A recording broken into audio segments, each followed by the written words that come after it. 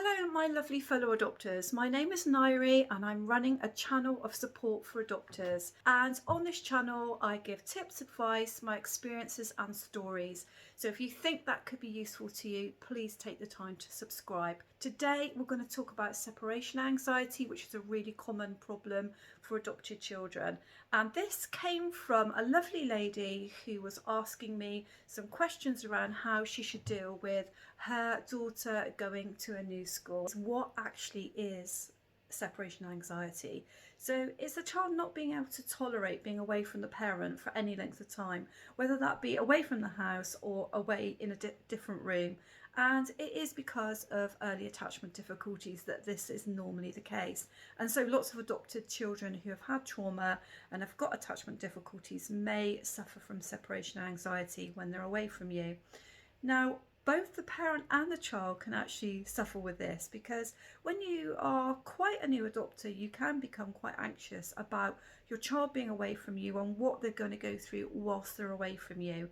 It's right to say from the beginning, though, that actually very young children between especially the ages of 18 months and 2.5 do have that separation anxiety as a natural course of their development. So if your child is that young, then it could be something that they do grow out of quite quickly because it's a normal part of their development.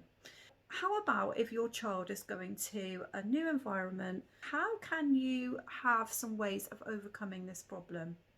Well, these are some of the tips I have for you. So your child needs to know that you're thinking of them throughout the day and that you're holding them in your mind. They need to feel that whilst they're not with you, you are still thinking about what they are doing. That somehow really helps them. You can connect with them with a transitional object. So you could put something in their packed lunch that reminds them of you. They could go to school with an object or a toy if they're allowed to, or nursery with an object or toy. Something that connects them to home throughout the day, and that will be potentially a nice surprise for them if they open their packed lunch and there's a little message or a little gift within it. Tell what you have planned for the day with them. So I find that with my boys, they want to know what I've done during the day. I think it's because they're anxious about whether we are being kept safe, on what we are doing with our time, anxious to know that they're going to come back to us. So they really get benefit from you saying, oh, today I'm going shopping, or today I'm going to go and visit somebody, just so that they can hold you in their mind, a bit like what we said for the first one, you holding them in your mind. A little bit more involved, but you could do a visual countdown book at home, especially if your child is really young. Each page could represent a slot of time that they're going to experience during a day. So obviously page 1 might be you're getting up in the morning, page 2 might be we have breakfast, we walk to nursery or school, and then slot 4 will be the first thing that happens at nursery, the second thing that happens at nursery, lunchtime, and so it goes on. So maybe a 10 to 12 page visual representation of what will happen for them at nursery or school. If nursery or school will allow them to take that book in, that would be fantastic, but that is going to be dependent on what teachers allow, or nursery teachers allow you to do.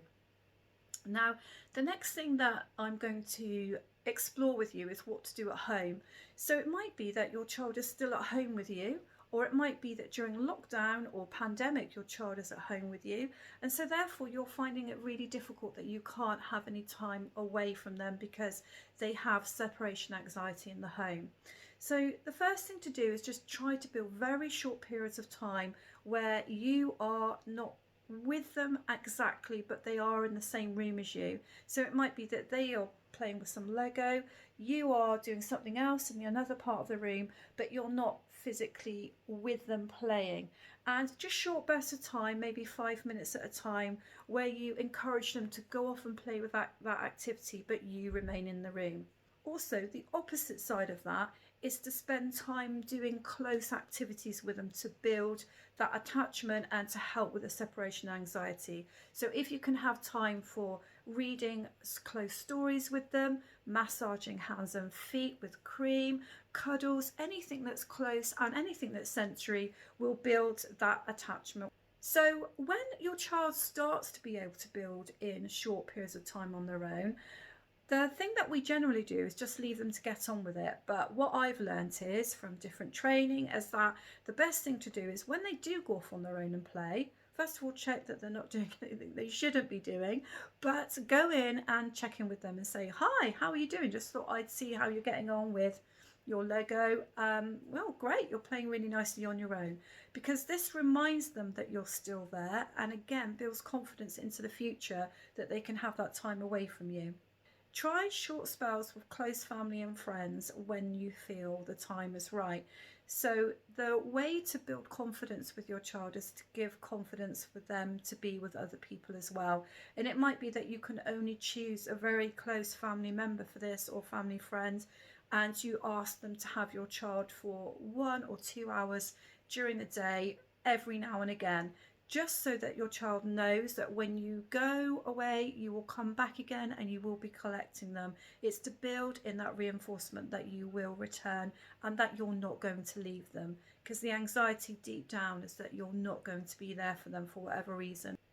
Have an expectation that for many months after adoption, your child might try and stick to you just like glue, just like a newborn baby would need to be nurtured. That can be the case for many adopted children. It's not that unusual. And from there on, you're going to build in these strategies to help them gradually gain that elasticity, which is what attachment is all about, that gradually they can go further and further away from you in short periods of time. It's important to recognize how you feel about being separated from your child, how you feel about when they first go to nursery, they first go to school, or how it feels after a pandemic or lockdown to let them back into school and to start life again. How you feel is actually really important to acknowledge. So first of all, it's okay to acknowledge that you're missing your child.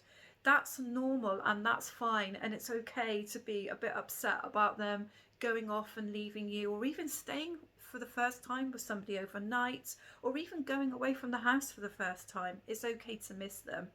Secondly, if that's the case and you know you're going to miss them and get upset, then plan something nice for yourself, a nice project or activity, something that you know is going to take your mind off their absence from being at home with you.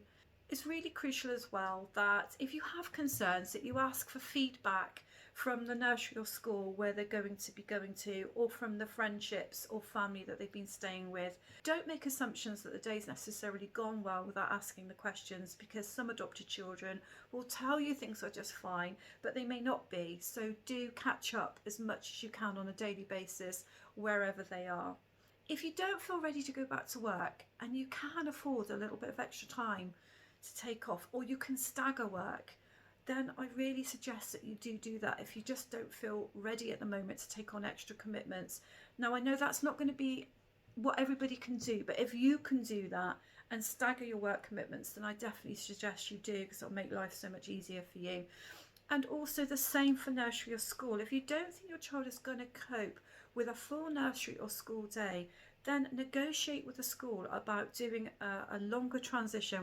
We did that with our boys. We did it for nursery. We did it when they first started school. We did it when they changed school. With one of our sons, we just did half days for a long time until he was ready to cope with a full day, because it can be tiring, and when children are tired, that's when the more extreme behaviours do start to present themselves, I think. So work really closely with the school or nursery or the friend or family member to stagger things, to introduce your child to new environments in a slow and meaningful way.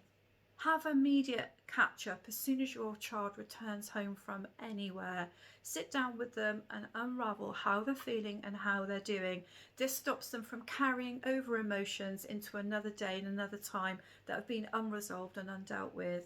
If your child is the type of child that seeks you out all the time, wants to be stuck to you like glue, and is very much functioning at a younger level, then of course it's really important for you to take a proper break away from that child. So if you have somebody else that's doing the parenting with you, then share between you those proper times away.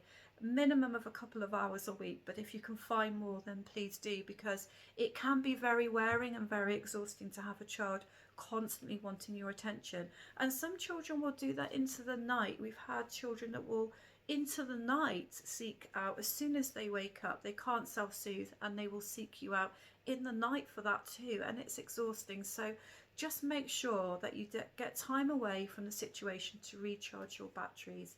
I hope it helps you to hear these things, and I hope it helps you to put some measures in place. If you find that this video is useful, please subscribe, and I will see you on the rest of my channel. There is a whole attachment playlist called Attaching and Bonding on my channel, and there is also a whole playlist on parenting, so some of those might help you too. Thank you for listening. Goodbye.